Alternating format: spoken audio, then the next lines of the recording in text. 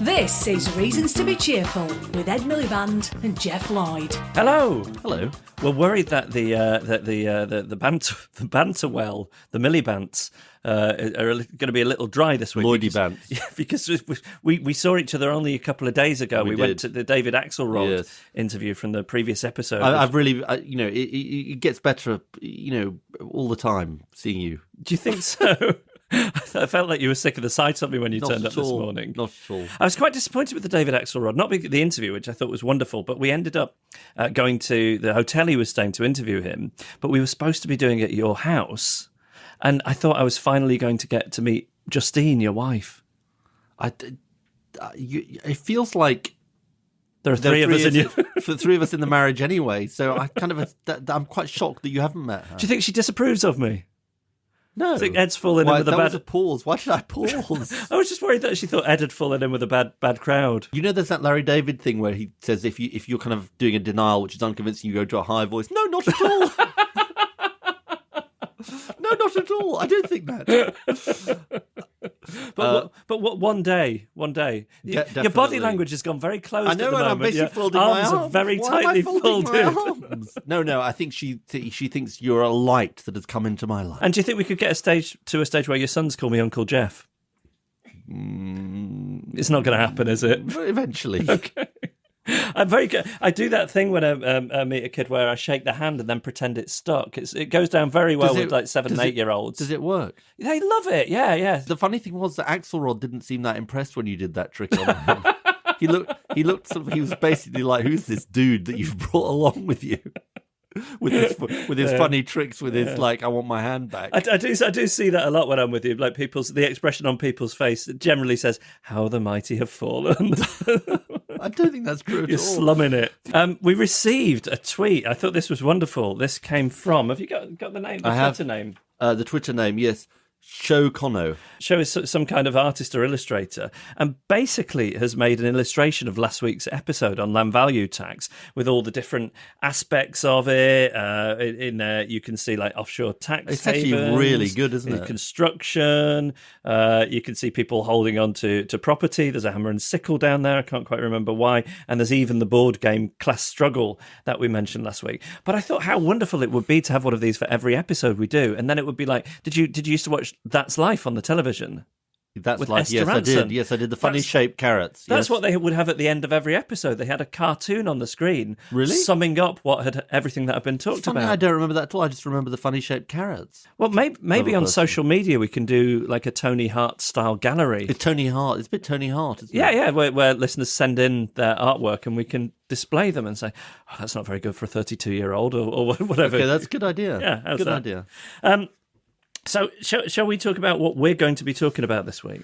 Yes. Now, we planned some time ago that we were going to talk about the fact that both the government and the opposition, the cross-party view that we should update the Gender Recognition Act, which is essentially about rights for transgender people. So, the LGBT plus movement has made huge advances, but there's clearly some way to go. And we'll talk about the substance of why this act needs updating and all of that in terms of the rights of trans people in this country. You still get a lot of transphobia, bullying.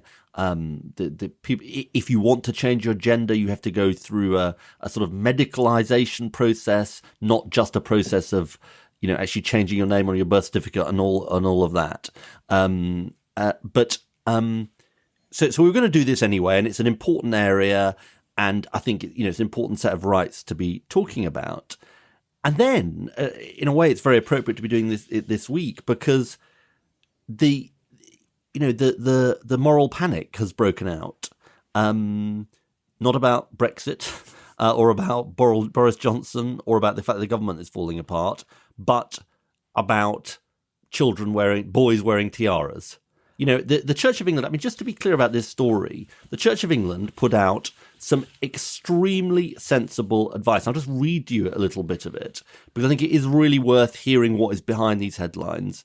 And it basically says the relevant bit. In the early years, context and and throughout primary school, play should be a hallmark of creative exploration. Pupils need to be able to play with the many cloaks of identity, sometimes quite literally with the dressing up box.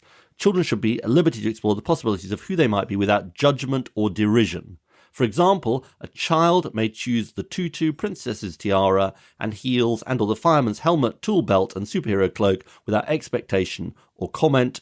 Childhood has a sacred space for creative self-imagining. Now, it seems to me, I don't know what you think, what's controversial about that? I don't know. I don't know where these things come from. I don't know if the papers have like a tombola with different issues in them that they decide to get into a tizzy about. But I mean, boy, did they get into a tizzy. Yeah. So the Mail, front page, church, let little boys wear tiaras. New advice on transgender bullying for C of E school teachers. And, you know, it's all sort of kind of classically ranty pants, you know, Daily Mail. But although actually the first paragraph says, boys as young as 5 should be able to wear tiaras at school without criticism. Teachers in Church of England school are to be told. Let's just get to the point here. I mean, what is the, you know, so you're going to say to boys, you know, oh, you mustn't do that. You're just a girl, or you know, what you're weird. What's the, you know, what's the alternative to this advice? It's so strange. It's like the Church of England have suggested compulsory tiaras for all boys. And also, well done to Justin Welby, the Archbishop of Canterbury. But by the way, that's not the only thing. So on the same day, we've got a front page story in The Sun. Sing along, children. The skirt on the drag queen goes swish, swish, swish. Trans classes for kids aged 2. Now, what is this story actually about? Well, it turns out it's a story that was written in actually many local newspapers in Bristol and in The Sun itself in June 2017. So they've dragged out a story that they'd already, no pun intended, that they've already written. It was that under the headline Dragonori, and all it is about drag queens going in to read in schools. Now, I don't know about you, but I mean, maybe there's a big threat out there, which is Widow Twanky. I mean, you know, I mean, what the pantomime. I mean, sorry, you know, maybe The Sun should be having front page things about pantomime. Our children are being corrupted. Little Eugene downstairs, only 18 months old. Don't take him to Panto, Geoff, because he's going to be corrupted by Panto. But there's a big looming threat out there. Not Brexit, not the Red Menace, but Panto. The Red Menace. What do they think is going to happen to these kids? What do you mean? What's the end point that they're so terrified of? Well, look, isn't the truth about this that it's sort of it's different things in different cases, but they're playing on people's ignorance and, you know, the fact that this is a relatively new issue for people to get their heads around because it's been so hidden of, you know, the whole question of gender identity and children and indeed adults who feel like the sex they were born with doesn't reflect their true identity, and so the tabloids are playing on, you know, people's lack of knowledge about this to stoke up a kind of moral, you know, I mean, it's a moral out of panic. nothing. Yeah, and you will remember this. Maybe you are slightly too young, but you know, when I was growing up, there was this thing about a book called Jenny Lives with Eric and Martin. Right. Yes. Do you remember this? Yeah. And it was a very similar, it was like the early 1980s, a very similar moral panic. The Sun wrote a story, vile book in school, pupils see pictures of gay lovers. Now, it turned out to be about Jenny, who lives with Eric and Martin, you know, like engaging in such nefarious activities as walking down the street reading books. I mean, and apparently it wasn't even on loan to kids, it was on loan to teachers. But, you know, it's sort of, I said on the podcast a few weeks ago, we'd made massive progress because, you know, at the Pink News Awards, Theresa May, Jeremy Corbyn both said we've got to update the Gender Recognition Act. We can't have bullying against trans people. Being trans is not an illness, said Theresa May. She gave a good speech.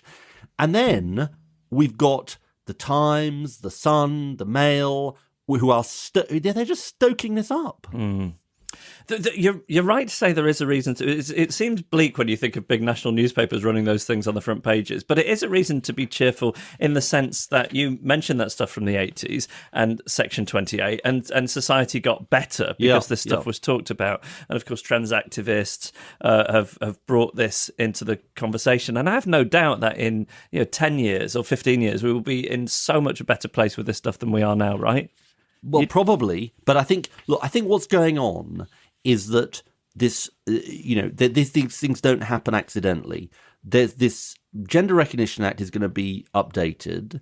Justine Greening is the Education Secretary who's responsible for this. Maria Miller is the chair of the Select Committee, the Women and Equality Select Committee that did a report on this, I think about a year ago. She's taken quite progressive positions on this, across the committee. I think this is an attempt by people coming from a certain viewpoint to basically kind of have a go and try and knock this off course. It must be that, I think. But it won't be, right? It won't be knocked off course. Well, let's see what happens. But look, we're gonna explore the issues today, and I think it's right that we explore the issues because, look, I don't know about you, but it's one of these issues where I feel I need to learn and understand more.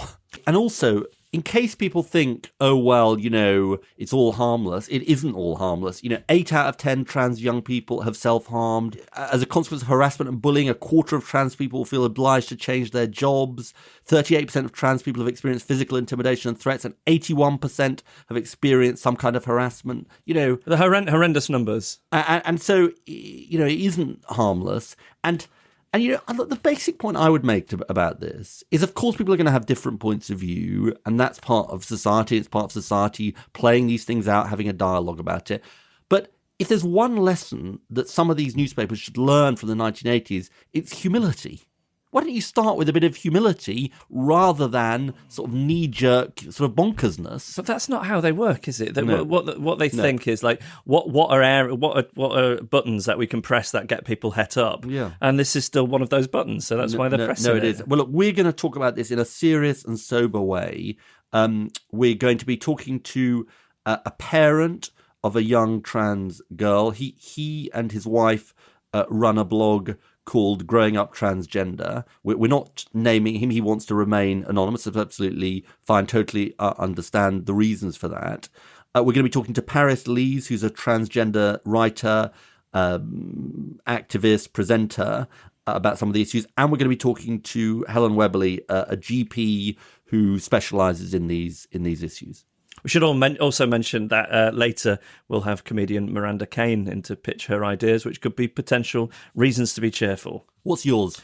My reason to be cheerful this week, I am leaving on a jet plane. I know, I'm quite sad. Yeah, I'm. My wife is American. Not forever. No. After 9 episodes, Geoff is emigrating.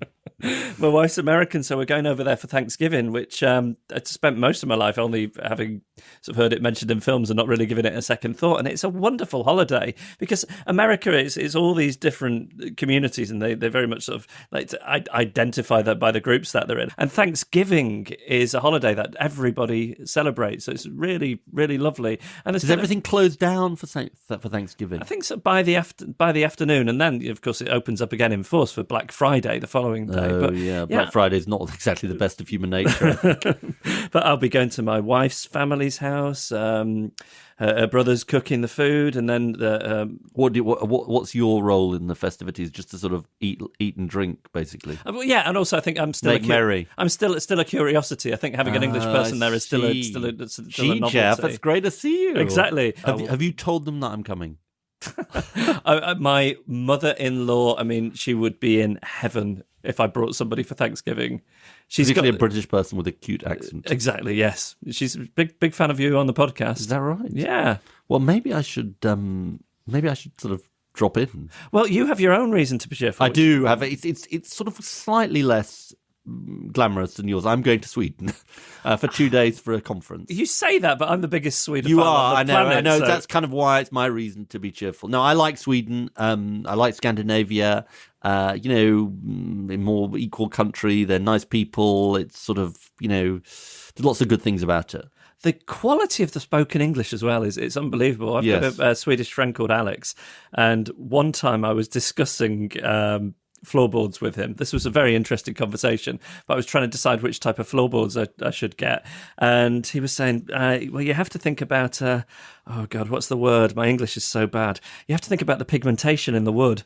I thought, I think I could learn a language my whole life and I would never learn the equivalent of the word It's pigmentation. slightly humbling, isn't it, the way... Yeah. How is your Swedish? Inte så bra. But why are you... What was that? Not so good. Oh. I'll teach you some swear words if you like, ready for your trip to Gothenburg. Off mic. Yes. Off mic. Yeah. Well, anyway, we shall be connecting up. I will be back from Sweden. You will still be in the US in Chicago, and we'll be connecting up for episode 10, won't we? Yeah, and I'll try and find somebody to talk to in Chicago. I mean, it might be my mother-in-law, but hopefully that will be fine. Maybe we could do sort of live from your mother-in-law's turkey. This is not a woman who needs any encouraging. Really? Yeah. Reasons to be Cheerful, a podcast about ideas with Ed Miliband and Geoff Lloyd. So we're joined now by Joe, who is a parent of a young trans child. He writes a blog, as I said in the introduction, called Growing Up Transgender with his wife. Joe, thanks so much for joining us. We really appreciate it. Thank you so much for having me. I'm really happy to be here. Just let's start by you talking a bit about your experience as a parent of a young trans person. It's been tough. It's been tough largely because of the stigma that's attached to being a parent of a trans child and trans people in general in the UK. I think in this last week, we've seen 7 transphobic articles from one broadsheet newspaper. 7. It's extraordinary. You can't possibly counter that sort of level of blanket propaganda specifically designed to target my child, and it's incredibly hurtful.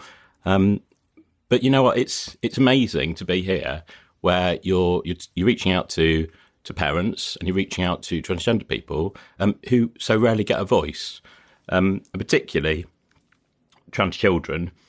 If trans adults don't get a voice, trans children don't get a look in, and you rarely in any of these articles hear the voice of those children. And I'm really happy to be here to try and represent them. Let me ask you about your personal experience, if you just don't mind. And obviously, it's anonymous, this, but I just think for listeners who are not well informed on these issues, as many people aren't, just tell us a little bit about sort of, you didn't know anything about transgender issues before your personal experience. So tell us a little bit about your personal experience, how you dealt with it in terms of the school and how it's kind of worked out.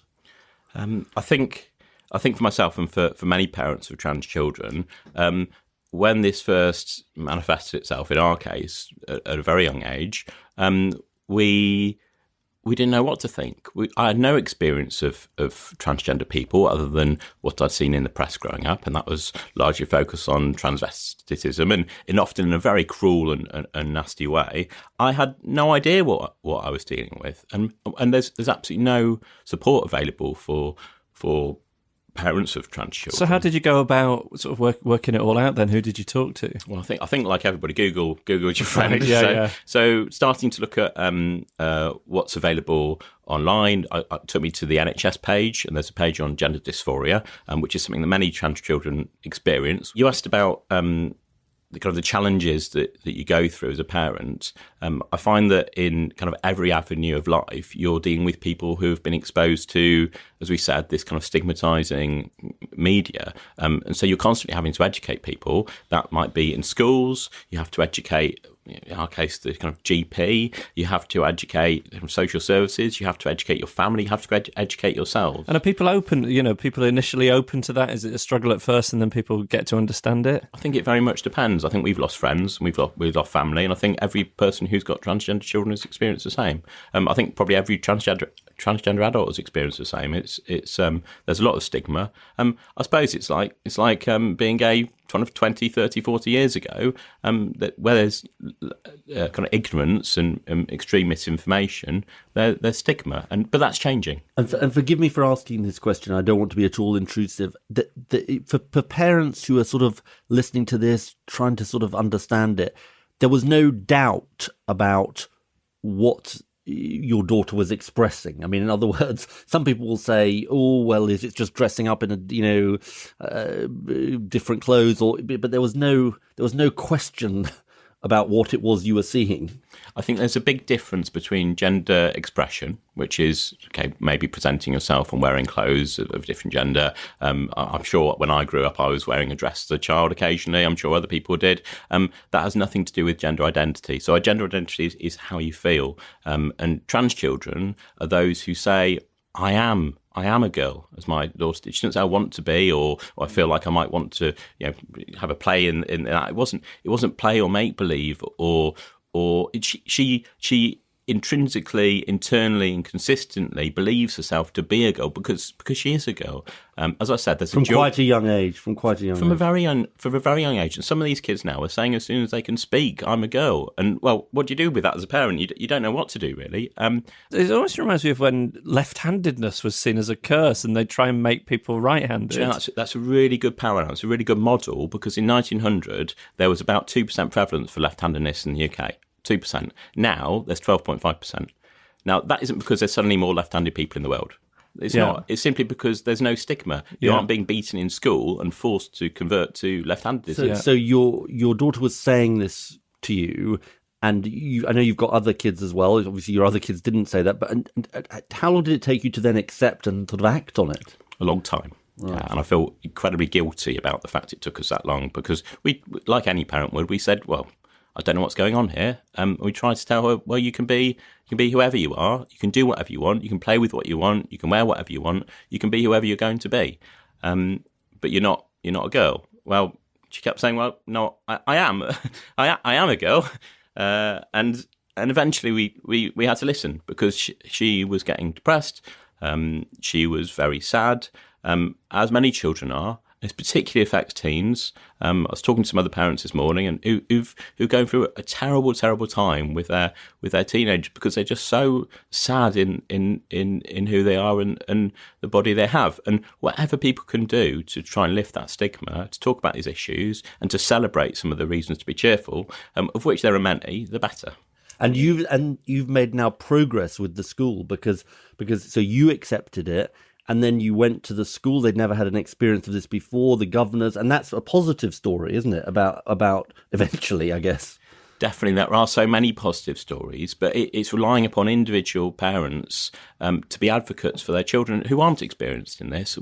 We're exhausted. It's exhausting being the parent of a trans child. You're constantly having to fight for your child for equality and to gain access to services and to be respected in who they are and who they clearly are. And as I said, there's a durable biological underpinning for transgender identity. You can't change. You can't, whatever you do, that child, you're not going to change the outcome for that child. Just as those left-handed kids are still going to be left-handed, but they're going to force to be with the right hand. It's just giving the ability to be out, to be open, to be celebrated for who they are. And here's an interesting thing: the classmates of your daughter are fully accepting of this. Joe, this is a story we hear all over. Children are so accepting, and it just gives me such hope for the future, where youth are just they don't read the Times.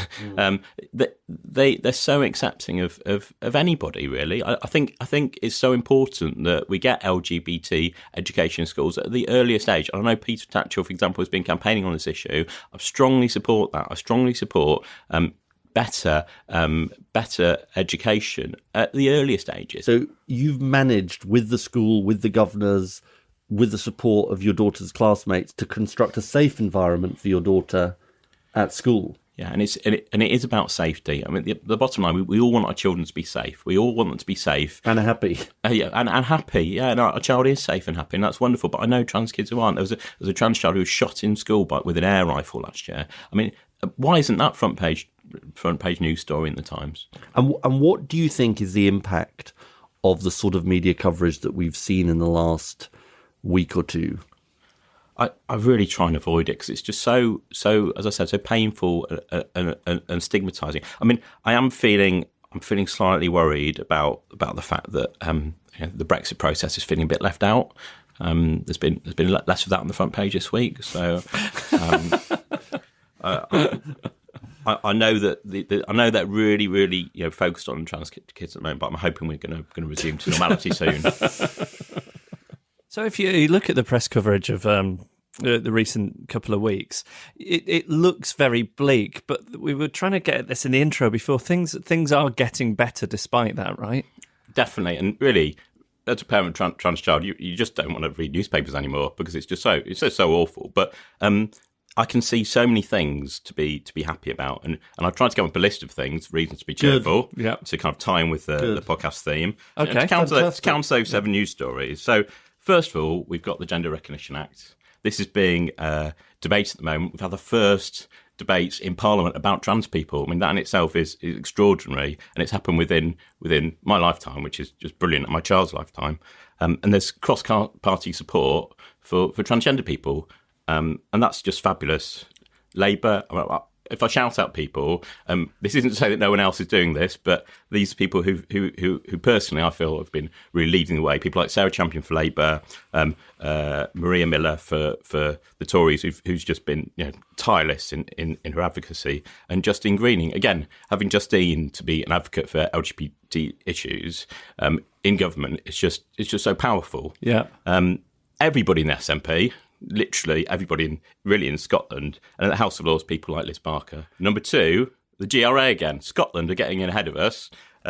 They're already launched their consultation, which is just fabulous. I read it yesterday. It's a good long read, 182 pages, but it's really wonderful to see, particularly to see such strong support from women's rights groups advocating, put out statement supports, including kind of Rape Crisis Scotland and some of the organisations supporting domestic violence.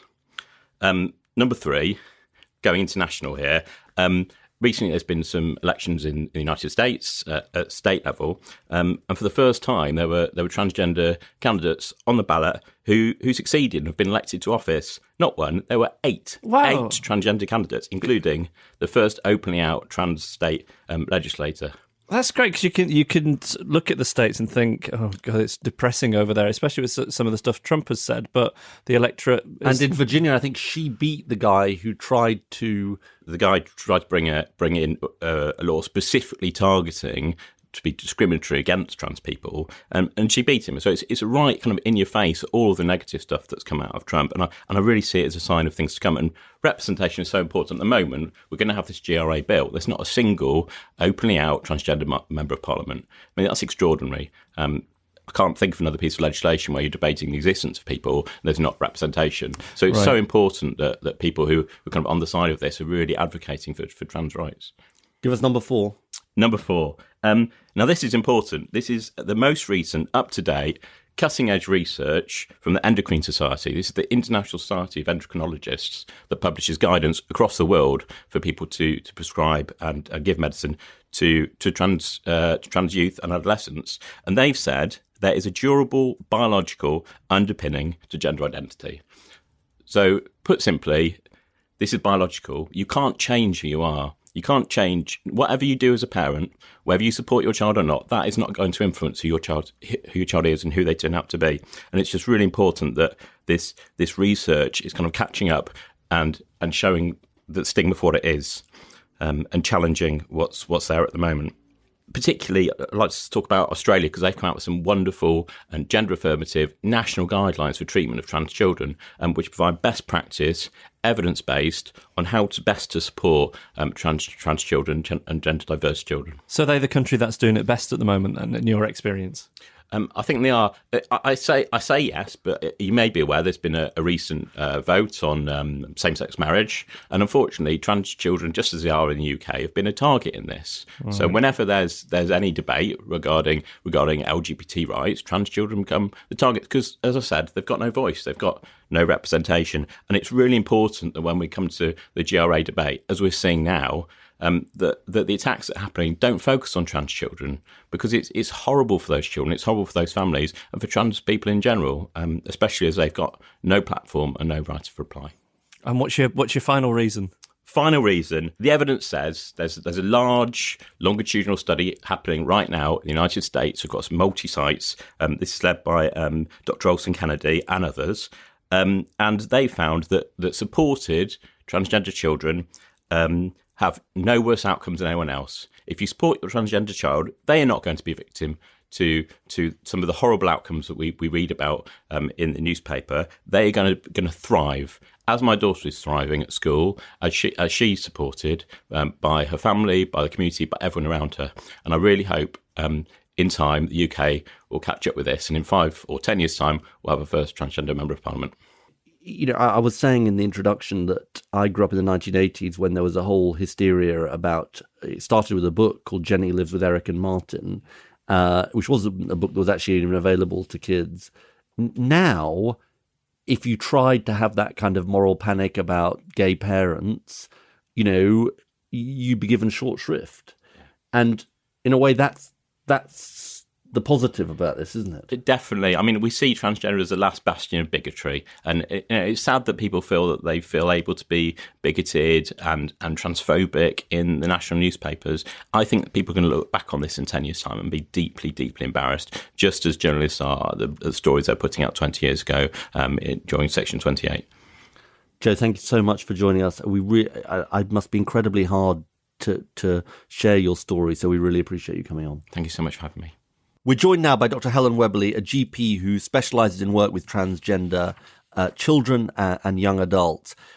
Helen, perhaps you can just sort of kick off by saying something about the process by which young people have to go through in the NHS and what you think of that process. Quite often when the public who are interested in transgender issues read about or hear about stories from people, they automatically think that the first step is that the person says, I want to change gender, and then it's straight into things like sex change drugs, sex change operations. And I think what's missing is the great big story that happens before any of that stage. What happens is a young person, usually from a very early age, mum or dad notices that something isn't right, and the child is saying, you know, I don't want to have my hair long. I'm not a girl. I'm a boy. I want to have my hair cut short like all the other boys. Or I don't want to wear school trousers. I feel like I should be wearing school dresses like the other girls. You know, so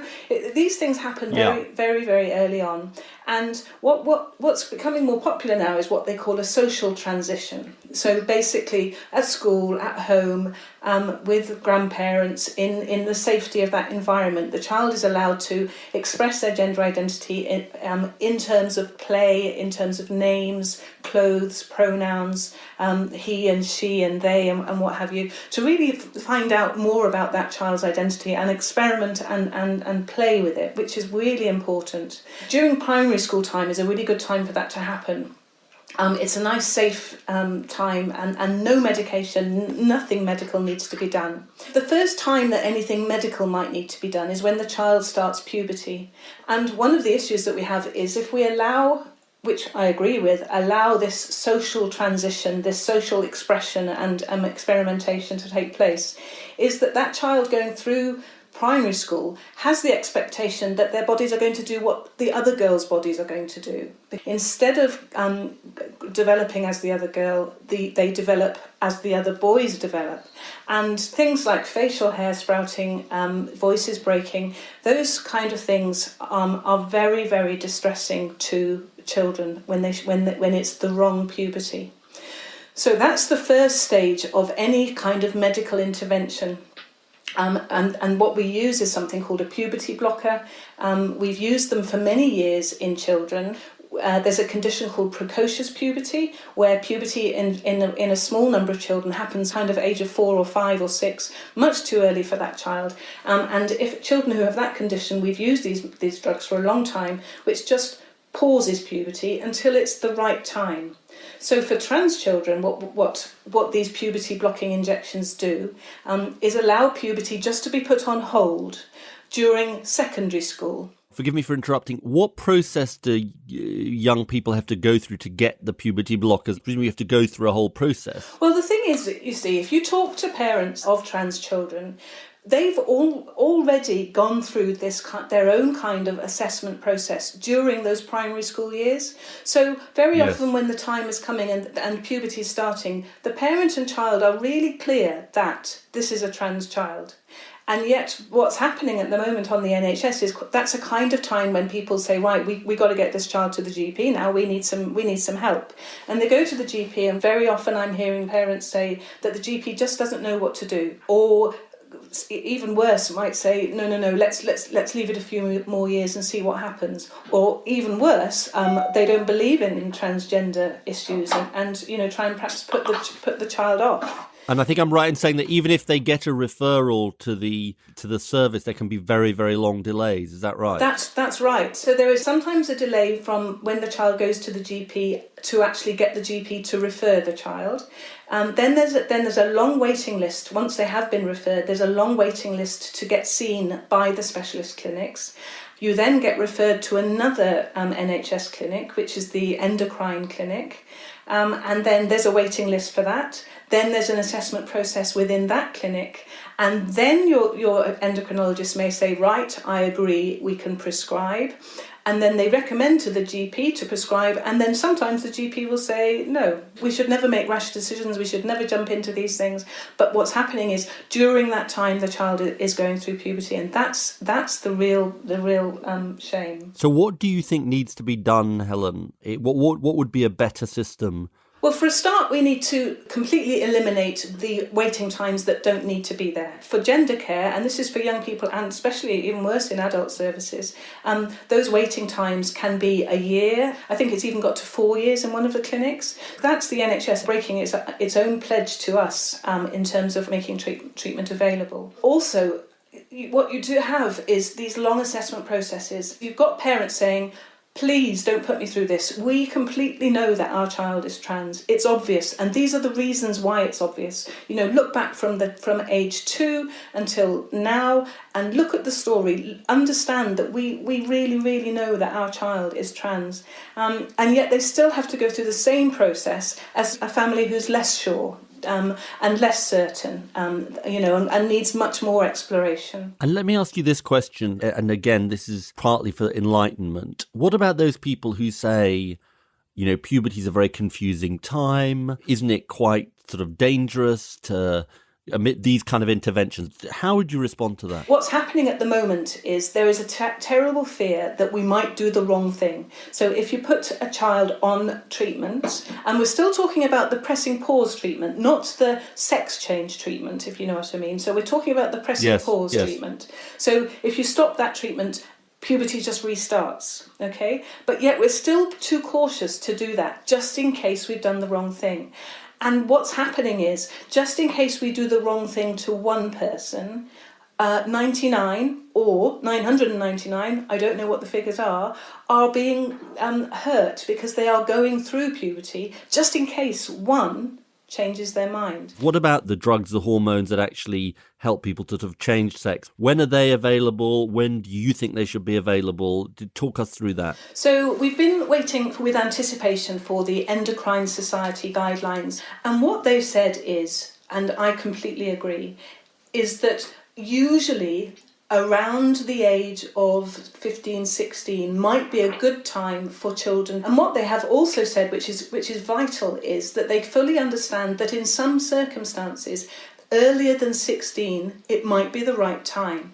And this goes along with the Centre of Excellence for Transgender Healthcare in the USA. And their catchphrase that they like to use is stages, not ages. So they don't put an age on it. They don't say, you're not allowed this until this age. They say, let's take every person individually and work out what's the best thing for that person individually. And, you will have seen that I got into a lot of stick for helping a 12-year-old. And now, is 12-year-old too young? For many 12-year-olds, it's too young. for that 12-year-old, I still maintain it was the right decision, and so does the family think it was the right decision.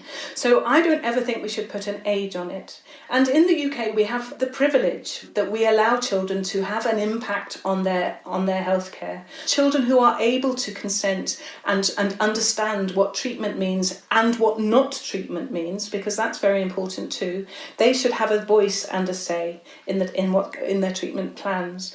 And what I'm hearing so much is that children are not given a voice. They're shouting it from the highest mountain, please give me this treatment that I want. And the answer is not until you're 16. Helen, thank you so much for joining us and for explaining the situation so clearly. Thank you. We're joined by award-winning writer, presenter and activist Paris Lees. Hello. Hello. Is it award-winning or multi-award winning? It's multi-award winning. I mean, it's important to get these things you're, straight. Right? You're just award-winning, aren't you? No, I'm multi-award winning if you look up there on the shelf. I'm not I know award-winning you at have all. your award nomination and we'll see how it I goes. think I've got more than you, actually. I think mine has to be single award nominee. Paris, we are reasons to be cheerful on this podcast, and with the Gender Recognition Act, there's a big cause for positivity, but it must be difficult to feel positive after the way the press has been in recent days.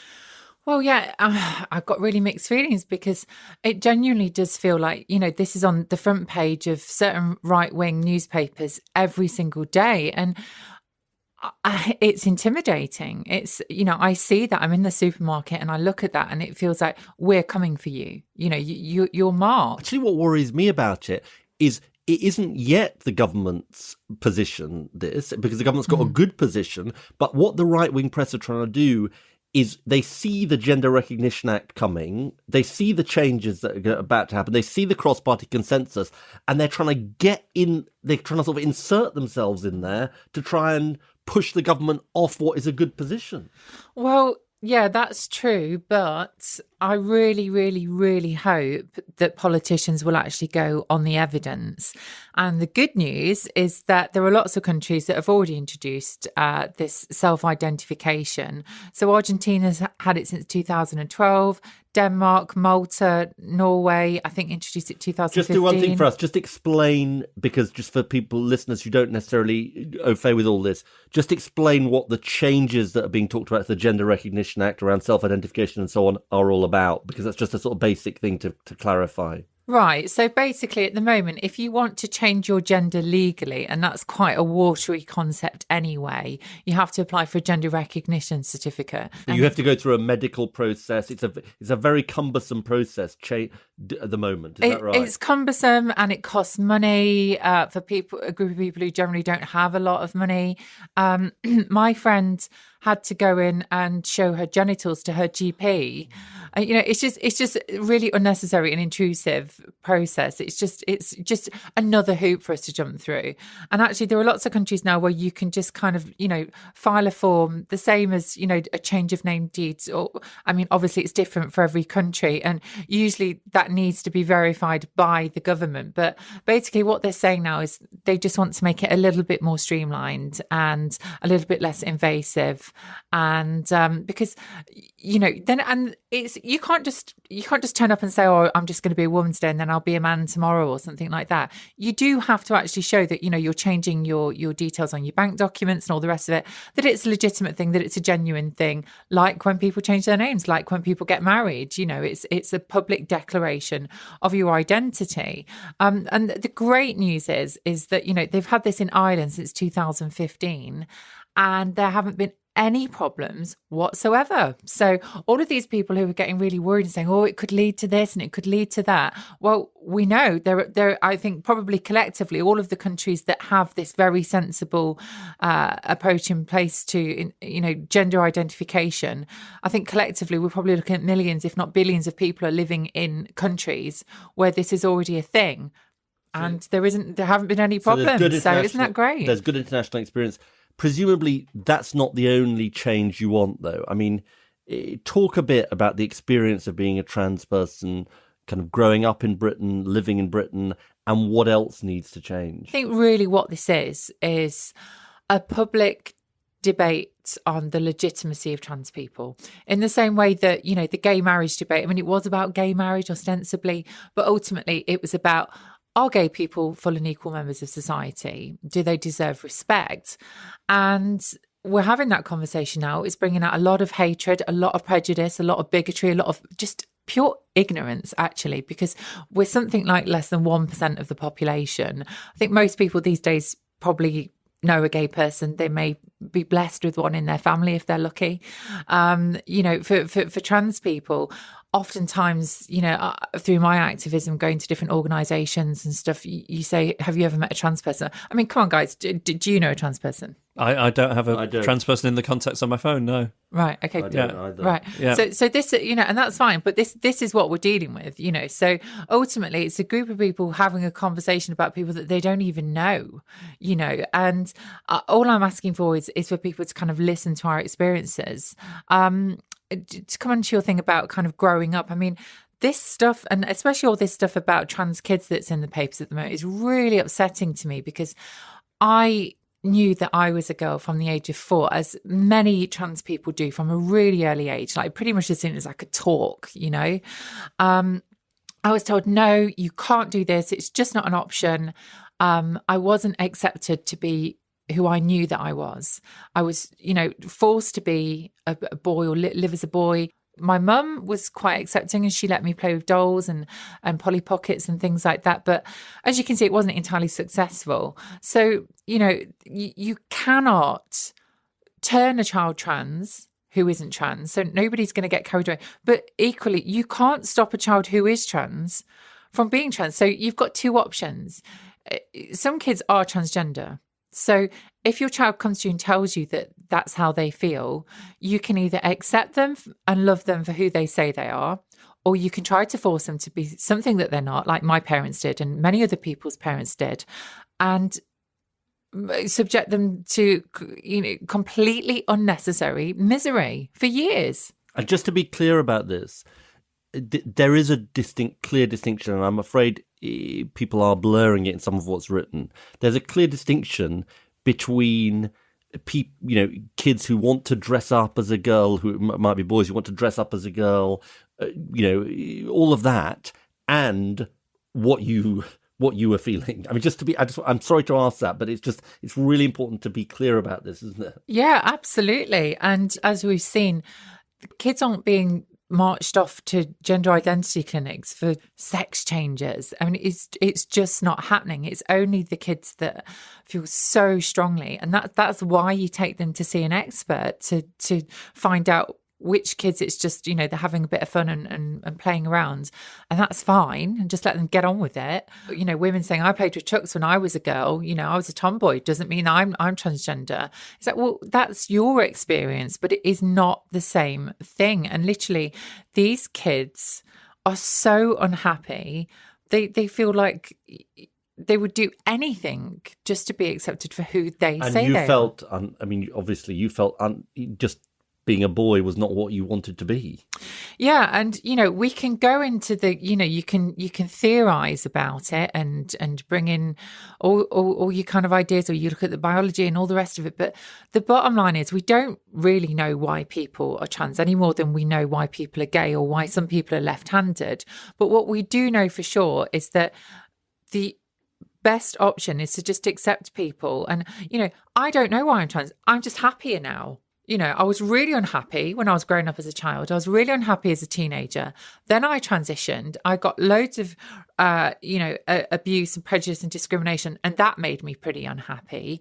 But now I don't have that. I don't have that stigma, and I'm in a pretty good place in my life, and I'm much happier being this way. I mean, I'm not hurting anybody. I'm not causing any problems. What is the big deal?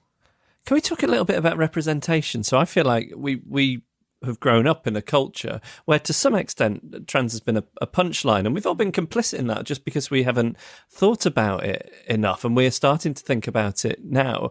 I mean, did you see people who were like you represented in the media when you were growing up? The only time that I saw trans people in the media when I was growing up was if we were presented as objects of ridicule, pity, or disgust. Any sort of comedy box set that you've got, there will be a trans person is the butt of the joke. I am totally in love with this idea of this powerful trans lobby at the moment. It's fantastic. And you're still looking for it, aren't you? I'm still. Well, I think it's me, Kelly Maloney, and the transvestite that lives at the bottom of my street. But it's. I mean, I don't mean to criticize the great people that are doing great work, but it's just like I kind of feel like this trans lobby could do with a few more high court judges, newspaper editors, columnists, MPs, army generals, university deans. I mean, come on, are you for real? I mean, the fact is, there just haven't been any trans people with a voice in public life up until the past couple of years. Still, the narrative is very much controlled by people who don't have any first-hand experience of the issues, and they just don't know what they're talking about. And actually, I do want to go here actually and talk about age, because it just seems to be every week that it's just a prominent old person has, must share their oh so important opinion on trans people. Germaine Greer's in her 80s. I'd actually quite like to read something that she wrote in The Independent in 1989. She said, "On the day that the female eunuch was issued in America, a person in flapping draperies rushed up to me and grabbed my hand. Thank you so much for all you've done for us girls. I smirked and nodded and stepped backwards, trying to extricate my hand from the enormous, knuckly, hairy, beringed paw that clutched it. The face staring into mine was thickly coated with pancake makeup, through which the stubble was already burgeoning, in futile competition with a Denell wig of immense luxuriance and 2 pairs of false eyelashes. Against the bony ribs that could be counted through its flimsy scarf dress swung a polished steel women's liberation emblem. I should have said you're a man. The female eunuch has done less than nothing for you. The transvestite held me in a rapist's grip." Now, yeah, it's shocking, isn't it? Yeah. And so this was in a mainstream paper. People like this were allowed to say the most disgusting, hateful things about trans people, pure prejudice and bigotry, animal imagery in there, comparing this person, saying that they've got a rapist grip. It's really, really abhorrent. And this is a darling of the left. And actually, we are coming out now and saying this is not who we are. You are peddling really dangerous stereotypes about us, and we've had enough of it, and we're speaking for ourselves. And actually, that was, most people reading that, the reason that went unnoticed, because people probably read that and thought, oh God, that sounds awful, doesn't it? These are kids that we're talking about, kids that are being bullied at school, and they're reading this and they're seeing this. Let's deal with some of the other mythology that is being put out there, and I'm raising this because I think it's important to sort of expose some of it. So the Times had an editorial earlier this week, which I thought was pretty disgraceful, to be absolutely honest. One of the things they said in it is that Topshop declaring that its changing rooms will become gender neutral, and I'm quoting here, would be that would be fine, they said, if its stores had secure spaces in which young women could be spared the attention of licentious older men. So that's the argument, and you'll have heard it lots of times, that all of this stuff about gender-neutral bathrooms and changing rooms and so on is somehow a charter for sort of, groping men. Well, yeah, okay. I mean, first of all, can I say I don't particularly want to share a changing room with a licentious old man, myself. And for instance, they have gender neutral changing rooms in Urban Outfitters, which is my second home. They're secure and they've got big locks and it's all the rest of it. So yeah, there is a conversation to be had about how we implement these things, and gender neutral toilets, for instance, things like that.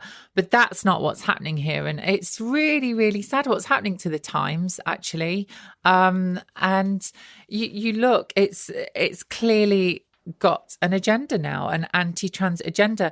And actually, we saw this in the 80s, didn't we? Because we were told that gay rights were somehow in opposition to children's rights. And this setting up this really horrible sort of binary of, if we let gay people have this, which of course was promoted by newspapers like The Times and the right-wing press leading up to Section 28. And I think that we're seeing exactly the same thing now. It's literally moral panic.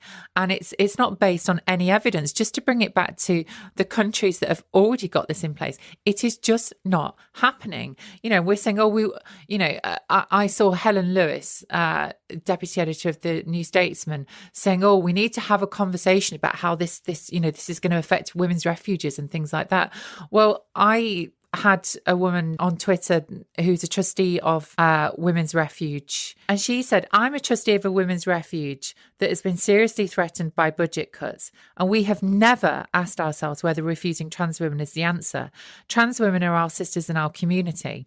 So actually, if you go and have a look at the feminist organisations and the women's refuges, they are not saying that this is a problem. They are saying that this is trans inclusive. So don't you dare try and use women's refuges to justify discrimination and hatred and prejudice towards transgender people in the way that people tried to justify homophobia against gay people by saying that it was corrupting, little children's minds in the 80s. Okay. It's disgusting. Let me put another thing that's been written to you, which is that somehow it's so hard being gay, either as a gay young man or woman, and it is, of course, that somehow you might be led into being trans by YouTube or it being somehow fashionable. And I'm just putting that to you because that's one of the things that's been written.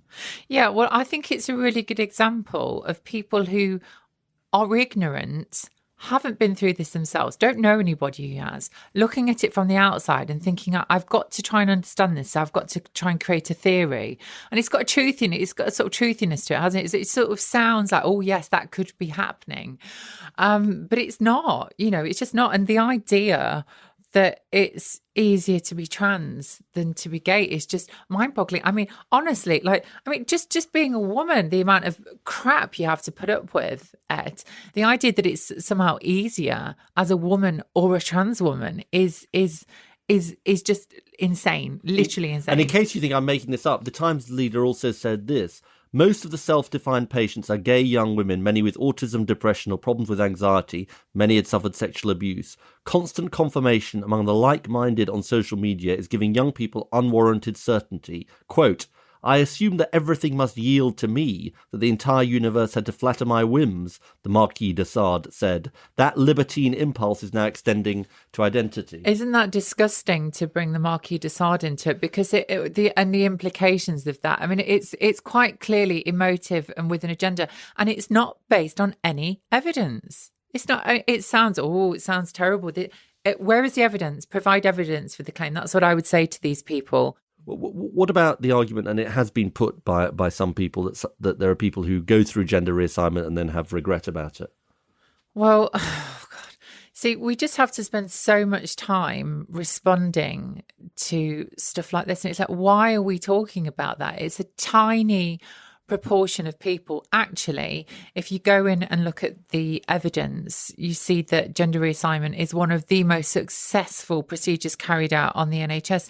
And honestly, the newspapers, if there were that many of these people, they'd be on the front page of the Daily Mail every single day. So where are they? And presumably you want to spend your time talking about all of the trans young people and older people who are facing, real terrible discrimination. Well, this is it, isn't it? Because we spend so much time trying to demolish the other people's crackpot theories about why we might be trans, that we're not really talking about the important issues.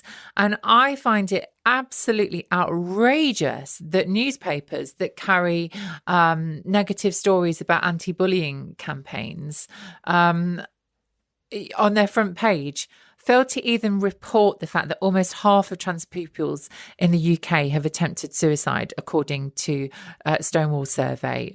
Stonewall, completely trustworthy, largest LGBT charity in Britain, backing up what various studies around the world. We know that these kids are vulnerable. It's just not up for discussion. They are vulnerable, and we know that they're facing oftentimes family rejection, stigma, bullying at school.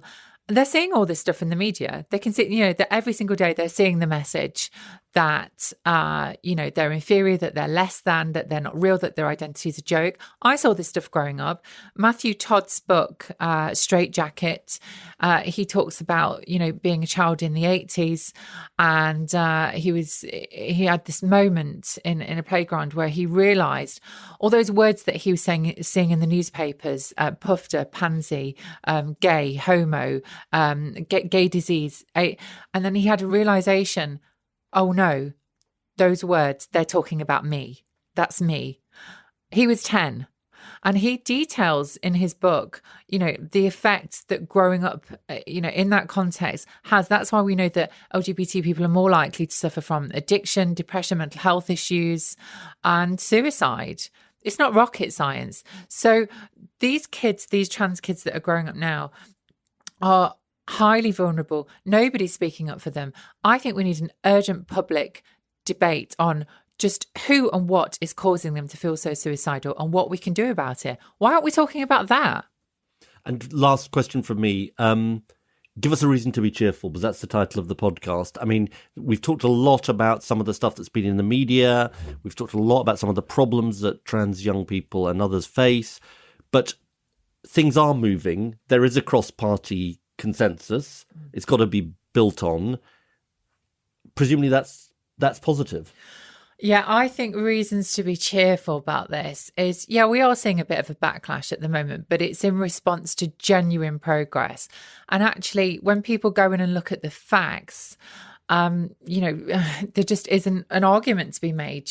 I am me. This is who I am.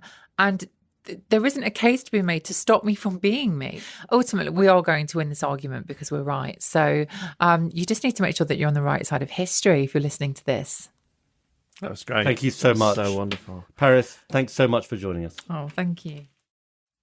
Well, that was quite an emotional set of interviews, and I found it incredibly moving, actually. Me too, and so eye-opening. You consider yourself a progressive person, but I was particularly feeling for Paris, firefighting, like crackpot stories about predatory men dressing as women and going into gender-neutral bathrooms. And it's reminiscent of all the crazy stories around gay marriage. Like, oh, but what if a son ended up marrying a father because of to avoid inheritance tax? And those are unimportant. They're so unlikely. Yeah. They're crackpot things, and they're actually serious issues going on here, especially around the mental health and suicide stuff, which is horrendous. And also, it's not okay what these newspapers are doing. I know we've talked about it a lot, but it is just not okay. On this Marquis de Sade point that I mentioned about this Times leader, well, I looked up the Marquis de Sade on Google, and the first article I came across was an article that said the Marquis de Sade was many things: a rapist, a paedophile, and an eloquent literary apologist for sexual cruelty. It's just, if you're the Times leader writer and you are listening to this, it's not okay. No, you know that what you are equating trans people with a guy who is described like this. It's just not. It's just wrong that you're doing that. But they know what they're doing when they're doing that as well, aren't they? Well, I don't know what they think they're doing. I mean, look, in an odd way, in America, this is what these newspapers need to think, right? They don't think of themselves as supporters of President Trump. President Trump is seen as in the margins of this issue because he's against gender-neutral bathrooms, against trans rights, reverses what Obama did on this. The mainstream of opinion in business, among Democrats, including among some Republicans as well, is that this is a really important part of equality. In fact, there was a whole thing about North Carolina because they passed a law to stop one part of North Carolina having gender-neutral bathrooms, and there was a big boycott organized by the college basketball, by business. They're not in a mainstream position, these newspapers. Well, that if there is a reason to be cheerful, it's that those people are going to be on the wrong side of history, right? Yeah, I think so. But look, in a way, I think it's a bit of a wake-up call, because I think if we're frank about this, progressives have got other things to worry about, Brexit and all that, and it is really important that you worry about those things. Lots of us, including I'd put myself in this, don't know that much about these transgender issues. And I think you can't just sort of leave them to somebody else, because otherwise nasty stuff gets written. The consensus that was developing, thanks to people on both sides of the argument, and I think it's right to give credit to people like Justine Greening, to Theresa May on this, because they have put themselves in a good position, as well as Jeremy Corbyn and others on the Labour side and other parties. But you can't just take it for granted. Yeah, and it's like Paris says, transgender rights are human rights. Reasons to be cheerful with Ed Miliband and Geoff Lloyd. If you would like to share your thoughts and ideas for future episodes, you can email us reasons@cheerfulpodcast.com. Are we going to do this in unison, are we? This comes from Hugo Chapman. Wait, what about the next bit?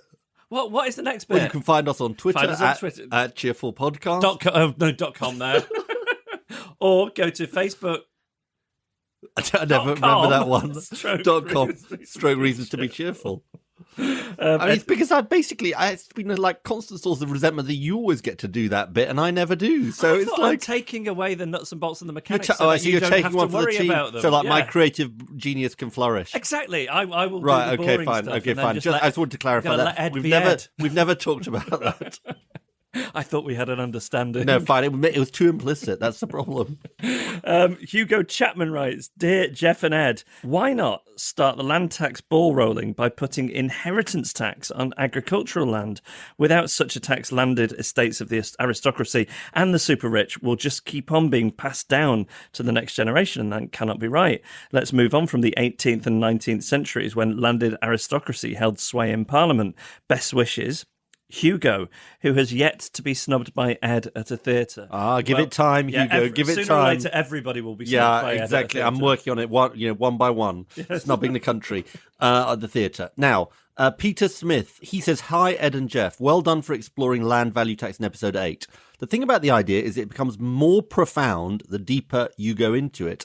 There are many angles to approach it from. One I like was beautifully covered by Henry George in Progress and Poverty, the relationship between rent, the return to the landowner, and wages, the return to the worker. Now, bear with us listeners here. Peter goes on. The stagnation of wages has gone hand in hand with the increase in house prices and other non-productive assets over the past 4 decades, resulting in ever greater levels of inequality. This was entirely foreseeable and is the inevitable result of taxing the wrong things, economic activity, while giving free rein to rent-seeking and monopolistic practices. So a simple tax shift is all that's needed to arrest the slide towards a more Dickensian socio-economic order, so that work is once again rewarded and parasitic economic activity is curbed. So that is Peter Smith, and he urges us at the end to read as much Henry George as we can, because his works are packed full of brilliant insights. For example, read The Condition of Labour, the letter George wrote to Pope Leo XIII, and I think he provides a link to it, which we'll provide too. Wow, and you were saying there's parallels between what he's saying and the stuff Thomas Piketty. Yeah. See, this was one of those books very much like Stephen Hawking's Brief History of Time, which I bought and meant to read, but I was never quite in the mood for. You and everyone else. You know what? It's one of the obviously best-selling books of its kind, but it's one of the least read books on a Kindle. You know, they can tell what page people got up to. Yeah. I think the average was page 7 or something. How many times have you read it? Yeah, I have got it. I have got it, but I haven't kind of got all the way through it. I think people will correct me. I'm going to probably have a howl here, but the point is that the Piketty argument was that the rate of return to capital is going to be greater than economic growth. That's his sort of rule. And basically that means that the people who own capital are going to end up being richer and richer. That's the basic argument of Piketty, I think. And you sometimes see these T-shirts, R is greater than G. Aha. And that's his thing. Right. Because if growth goes into wages and all that, but actually if capital is accumulating at a higher, faster rate, then the owners of capital are going to get richer. Well, I don't need to read it now. No, exactly. Well, I may have got it sort of slightly wrong, but that's basically I think the thesis. When I said Thomas Piketty, I was thinking of that shirt shop you see in airports. That's Thomas Pink. Yeah, I was conflating the two. An interesting sort of combination. Maybe there's a kind of crossover thing. Some kind of collaboration. Yeah, exactly. Maybe Thomas Pink could make those shirts without, what is it, R is greater than G. Yeah, you're onto something. Yes. That's what you get the big bucks for. I'll write them, yes. I'll write them a letter after I finish my letter to Pope Leo XIII. Exactly. Kate Edwards writes, I recently moved to Manchester. I think that is an excellent choice you've made there, Kate. And like Ed, I enjoy running. Less of a good choice, I think. Ever since I moved to the city and have been running here, I've realised what total dicks men can be to women on the street from their cars. It's starting to get on my nerves. Having lived in a small village, I hadn't really experienced this before. On last week's podcast, one of Tiff Stevenson's ideas was that every man should have lessons in how to pay a compliment, stroke what a compliment is. I think this is a perfect idea, but should be supplemented by certain rules regarding the road. If a man honks at a woman for no other reason than to bother her, he should then have his horn privileges temporarily revoked. Honking is in no way a compliment and only serves to embarrass, annoy. Same goes for shouting from your car. Second offence, car removed, and so on, perhaps ending with a permanent removal of car and vocal cords. I dream of a honk stroke shout free run. She's got to be right about that. It's just what women live with on a day-to-day basis. Well, that is everyday sexism, isn't it? But what is the mentality of somebody who yells out of a car? I mean, what are they hoping to achieve by that? Being Is a the dick. woman going to shout after them, "Oh, I'd like to go on a date with you"? I mean, being a dick. Just more generally, I know you don't honk in these circumstances. You don't drive, do you? No, I've never honked. Oh, right. I'm a you're not non-honker, non-driver, non-honker. No. Are you a big honker? No, I try not to honk too much. What about road rage? You're a road rage guy. You can get a bit mildly irritated driving in London. You're shaking your fist? Are you mouthing swear words? No, I'm not. Okay. Not quite that far. Rage is probably overstating it. Yeah, then. mild irritation. Now, we've also got Lydia Partington. Hi there. Firstly, I'm really enjoying the podcast and listen every week. Thank you. I especially enjoyed hearing Ed talking about playing Class Struggle as a child. That's the board game. It reminded me of my own childhood in the 80s, where possibly in an attempt to teach my sister and I to be mindful of what was happening in the world at the time, my politically switched-on mum encouraged us to play Reagan and Gorbachev, which was basically a ball game in the corridor of our house, where we would design elaborate ways to hit each other with a big blue ball, brackets possibly the bomb, to determine who would win the Cold War. Russian and American accents were obligatory, and each game would more than likely include a bit of a fight too. We were probably around 6 and 8 at the time. I also seem to have a vague memory of a nuclear war fun, or maybe colouring book, with the most terrifying pictures in and advice about what to do in the event of nuclear war. Happy days. Oh, my God. I think anybody of a certain age, and I guess Lydia, me, and you all fall into this bracket. I think the spectre of nuclear war when you were growing up, I mean, just the odd thing the odd thing about it is that there was quite a lot around about all of that. But I never really worried about it as a child. I know some people say that. Oh, I was so macabre. So I would be walking the dog in the park, and I'd be thinking about it. Remember they used to say there was a 4-minute warning? Yeah. I think remember being like 8 years old walking the dog and thinking, what if the 4-minute warning goes off and I can't get home in time to die with my family? Oh my God! Isn't that like a horrible thought? It shows what a sort of globally conscious 8-year-old you were. Yeah. I mean, what happened? Well, there was downhill ever since. There was no nuclear war. Perestroika, that's what happened. Yeah. Now on Class Struggle, we haven't yet been sent a free copy of Class Struggle. We're sort of working on it, aren't we? Because people have tried to sell it to us, but we don't want to perpetuate this capitalist system.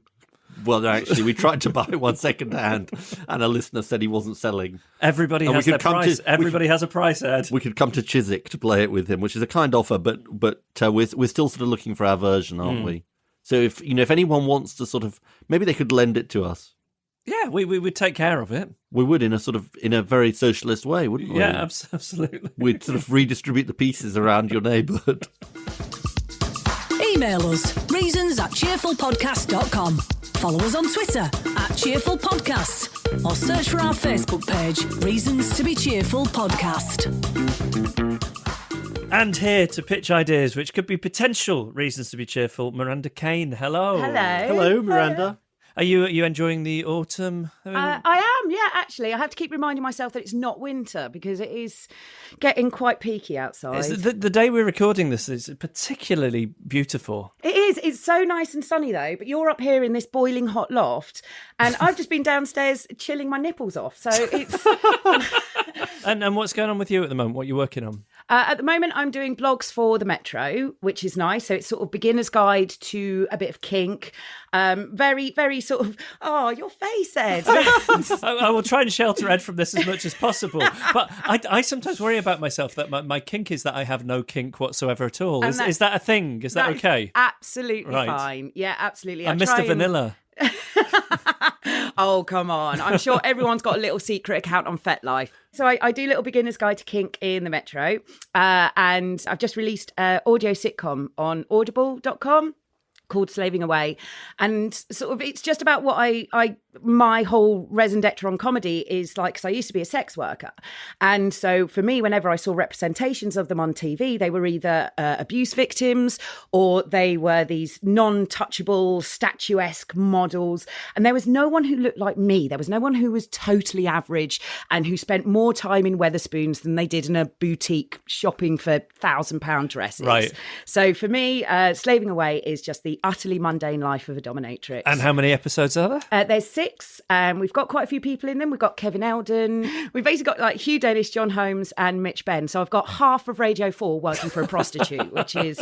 Pretty good going. Yeah, thanks. I thought so. Fancy making a cameo? Yeah. You'll take it under I'm advice. unqualified. Yeah. So what ideas do you have there? Do you want to pitch as your first one? Okay, so my first one is I'm going to give everyone in their lifetime 1 million words. And you can't go above that? No.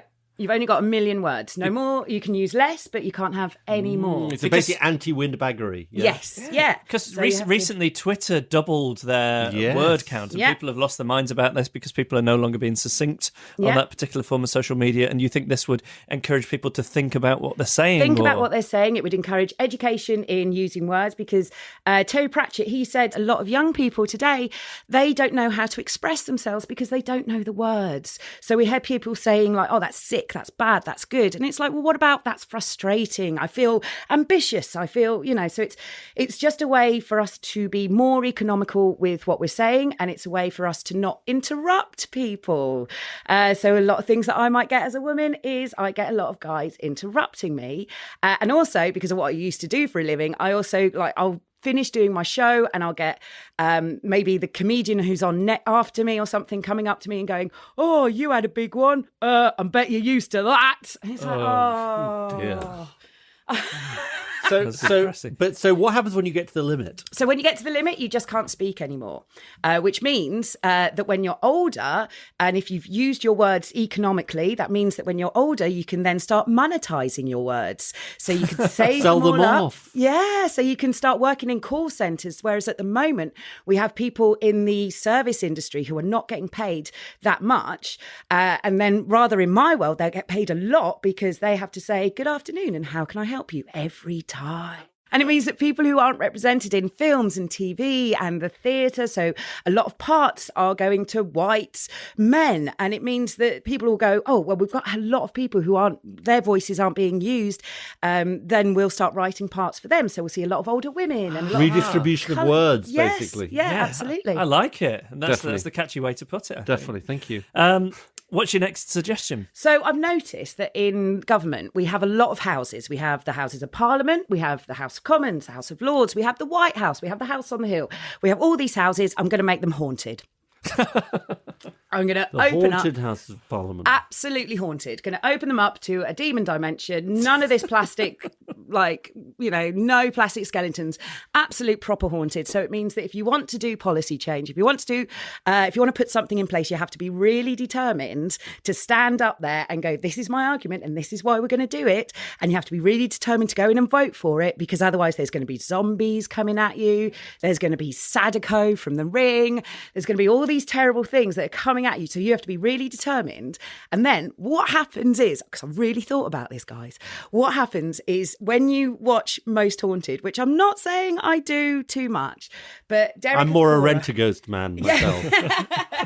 Someone's always there going, oh, we have to chant, so we have to protect ourselves. So the audience, because obviously we're going to be watching this, so the members of the public, they have like the magical chants, so they can be chanting for you, so they keep Sadako and the zombies away, or they could be chanting against you. So when you're standing up filibustering for car parking charges on the NHS, then you've got like Freddy Krueger coming at you, and it's Certainly be a sort of added dimension. Well, I guess my question is to Ed, who's spent a lot of time in the House of Commons. Are any of these things more repulsive than what you've seen on the opposite benches so far? No. It's definitely worth a try. It's definitely worth a try. It will definitely add some pressure. Yeah, and I think we'll have a lot more help for mental health services because if you've stood in front of all these horrific things coming at you, then you're going to be like, yes, we need more things out there for PTSD sufferers. Yes, I mean, this makes perfect sense. So we've got to somehow... The Hammer House of Commons. Yes, yeah, Exactly. Yeah. Exactly. Invoking the dead and the undead, right? Yeah, okay. I mean, where do we go from there then? I'm going to go for Benedict Cumberbatch should come round my house to have a nice time. Okay. Wow. And you think this should be mandated by the government? Yeah. Because I realise that you can't make all the people happy all of the time. So let's just make me and Cumberbatch happy. Have you had any dealings with Benedict Cumberbatch? I've met him once or twice. Does he seems look like perfectly nice. he needs a bit of cheering up? I haven't seen him recently enough to know whether that's sort of. But should we try and contact him, maybe, Geoff? Yeah, I mean, we wouldn't even need a Ouija board, unlike with the aforementioned ghosts. It's just, it's nothing sexual. It's just, would he like to come round to my house to have a nice time? And how do you see that going? I can see us sitting in a pair of fat pants watching Netflix. He could be your Gogglebox companion. Yeah, like Jeremy Corbyn was on Gogglebox with Jessica Hines. Jessica Hines. I would Gogglebox the shit Who out would of you? Right, okay, that's a good question though. Who would your Gogglebox companion be? It would be you, Geoff? of course, Ed. I'm rather upset that they didn't ask us. Of course. Yeah. I think it would have to be us together. What would we choose to watch? Blue Planet 2? Yeah, although Ed considers the Blue Planet, or Attenborough specifically, our nemesis because they keep beating us in the iTunes chart. Definitely. What else would you choose? Would it be something we could watch together which would sort of... Nothing scary, because I wouldn't want to find myself nestling into your comely bosom in fear. That wouldn't be great. The new Doctor Who? I'd watch that with you. Jodie Whittaker Doctor Who? I mean, are you a Doctor Who fan? Yeah, I was when I was... Tom Baker was my Doctor Who. Mine too. I had the scarf. Ed likes watching... Who was your Doctor Who? Oh, my Doctor Who was Sylvester McCoy. And I met him in Hampstead. He was just walking past, and I was like, oh God, this is how geeky my life actually is. I saw Sylvester McCoy walking past a pub in Hampstead whilst I was with my archery team. You're in an archery team? Wow. Yeah. I think that's quite cool, archery, being the archery team. No, it's not geeky. Geeky is like me. I mean, I don't think it's geeky. Yeah, because there's a physical and coordinated aspect to it, so we're instantly excluded from it. I hide it well. No, I don't. But it's, so I saw him and he was very nice, and the archery team came out and we all had... How many people are on an archery team? You can have as many as you want. So we meet together in a hall in Hampstead. There are some groups in London where you've got your own archery field. So if you've been a member for like over 2 years, you get a key to the archery field so you can go and shoot whenever you want. But you've got to prove that you really mean it. You've got the 2 years. Yeah. It's almost like a cooling off period in America with the guns. Yeah, exactly. You've never done archery, presumably? No, I haven't. I lack the hand-eye coordination for anything like that. And you're not planning any kind of civil insurrection, you archers. You're not going to storm Parliament or anything. Well, if I was, would I tell you? True. We keep that. How good are you at the archery? I can shoot a Windsor round. I'm not quite good with the Portsmouth, and I can shoot recurve with sight or without. Oh yeah, I'm winning on those geek points. Do you ever get? How are you with the Bournemouth? I'm not great with the board. I'm not even good at darts. I keep missing the board. Yeah. We've just reached out to a whole new demographic, the archery demographic. Yes, the archers. Not the archers demographic, but the archery demographic. It's really important. I'm always looking for new frontiers, new demographic frontiers, and we've definitely just reached a new frontier. Will you tell the archery team about us? A hashtag archery all the way. Yeah, Hampstead shooters. If there are any archers, I'm not talking about Shula and David here. If there are any archers who want to email in about the Portsmouth and the triple Salco or whatever you said, then please do. So Miranda, you have the column in the Metro. Yes. And then are you on tour? Can people come and see you? I haven't got anything planned at the moment, so you can hear my dulcet tones in Slaving Away, available on audible.com. And then follow me on Twitter. It's Miri Kane, or just search Miranda Kane, and I'll let you know if I pull anything out my arse, basically. Thanks so much for coming in. Cheers. Reasons to be Cheerful with Ed Miliband and Geoff Lloyd. Well, I'm feeling sad. You're feeling sad? Would you like me to tickle you? No, I'm feeling sad because you are leaving the country. Would you like a little photograph of me to put into your wallet? Can we FaceTime every night? Then I'll be going, you hang up first. No, you hang up first. Yeah, we can do that. Are you going to miss us all, the team and everything? Would you like me to say yes? Would you like me to? I think that would be the diplomatic answer. Yes, I will, in my own way. Do you think Sarah will be thinking, oh, thank God we don't have to see those people for 2 weeks? Do you think Justine will be thinking, thank God Ed's going to be away from those people for 2 weeks? No, she's going to be thinking, oh, God, he's going to be hanging around feeling mournful about, where's Geoff? So we should do our thank yous for this week. Thanks to Miranda Kane. You can find her on Twitter, and also her columns are in the Metro newspaper.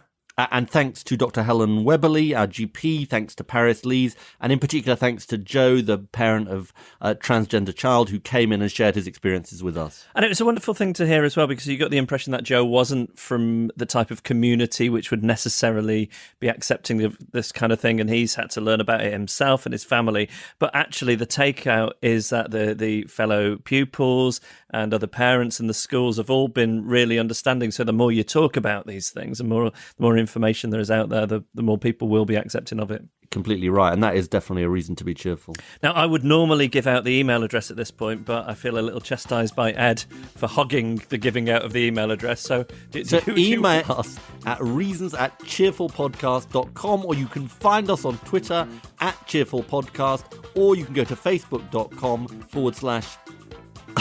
Reasons to be Cheerful podcast. Reasons to be Cheerful, nearly got it right. Reasons to be Cheerful podcast. I was feeling slightly redundant there until the end of the Facebook. Well, I bit, thought wanted to make you feel better. There is a reason for me to still be here. No, there definitely is. There definitely is. Emma Corsham produced our podcast with backup and research from Alex Feist-Bryce and Lindsay Todd. Gail Lofthouse is our announcer.